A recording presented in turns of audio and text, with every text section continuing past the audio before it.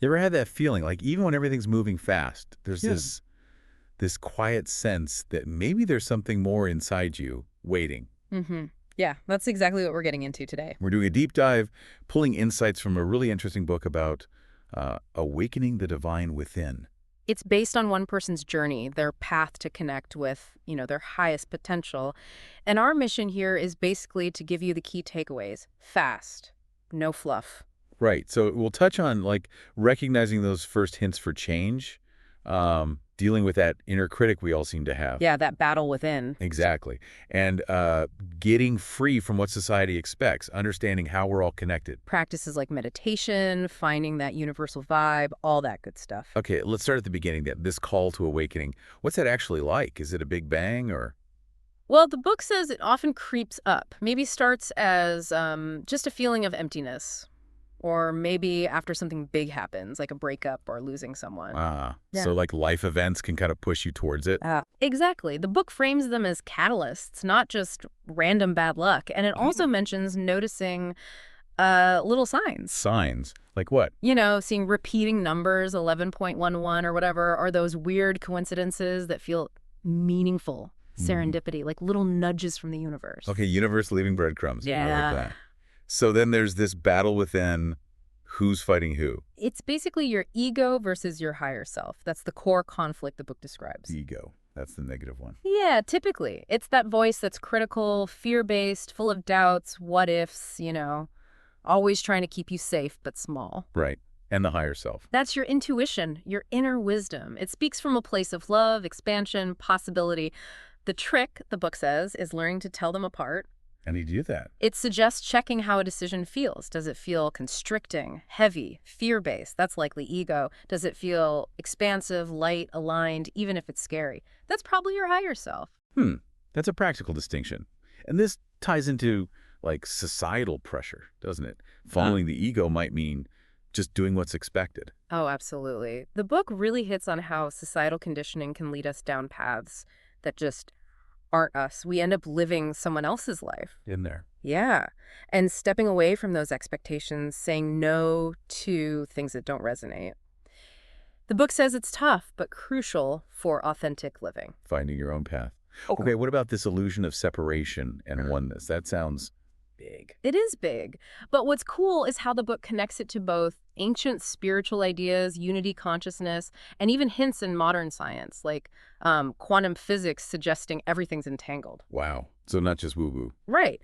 And it suggests simple ways to feel it, like go into nature, really focus on a tree, feel its connection to the earth, the air, realize you're part of that same system. Experiencing it directly, not just thinking about it. Exactly. Grounding yourself in that interconnectedness. Okay. And meditation comes in here too, right? Yeah. With energy. The book talks about how nature specifically can help during meditation, like leaning against a tree to help balance your energy. It even gives specific affirmations you can use while doing that. Interesting. What about people who just can't sit still? Yeah.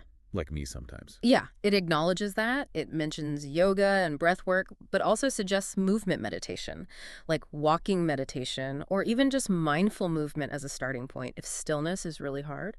The author also mentions a personal bardo practice, sort of an energetic letting go and rebirth process. Good to know there are options. Now, the author apparently found these ideas in kind of random places, YouTube, old texts. Yeah, which just shows the journey is super personal, right? Insights pop up unexpectedly. The book mentions Hermes Trismegistus, Dolores Cannon's work. A real mix. So keep your eyes open. Totally. And the key themes that emerged were things like raising your vibration, focusing on positive energy, the law of attraction, thoughts becoming things, power of affirmations, and really, truly believing in yourself. It even mentions ancestors as part of this bigger spiritual energy field. There's this anecdote, too, about seeing a bird replant a seed. And the internal debate, was that a sign or just a bird being a bird? That ego versus higher self thing again? Yeah, the internal debate is real. Okay, embracing the shadow feels kind of dark. It can feel intense, yeah. But the book frames shadow work as essential. It's about consciously looking at the parts of yourself you usually hide or deny, old wounds, fears, judgments. Why would you want to do that? Because acknowledging them is how you integrate them. You understand why you have certain fears, like the book mentions fear of heights or spiders, or why you react strongly to criticism. It leads to deeper self-awareness and takes away their power over you. So facing the darkness to find more light, essentially. Exactly, reclaiming those disowned parts. And what about those sacred practices? We mentioned meditation. Right. Meditation, again, even active forms. Affirmations are big too, seeing them as tools to literally reprogram your subconscious mind. And journaling is highlighted as a way to track your progress, your insights, your growth on this path. Practical tools. Yeah. Nice. And all this leads towards living in alignment. Yeah, that's sort of the ongoing goal. It's less about finding one single purpose and more about continually tuning into your intuition, noticing synchronicities, and making choices day to day that feel true to you. Like pursuing passions, setting boundaries. Yeah. Honoring your energy and finding Right. balance too. The book stresses gratitude as a key to appreciating the material world while staying connected to the spiritual. It's not about rejecting one for the other. Right. Integrating both. And the ultimate aim is awakening to oneness. That's the culmination, yeah. That profound realization that you are connected to everything. It fosters this deep love and compassion and the desire to be, like the book says, a beacon of light for others. Wow. Okay, so this deep dive really gave us a solid map drawn from this book for anyone feeling that pull towards something deeper.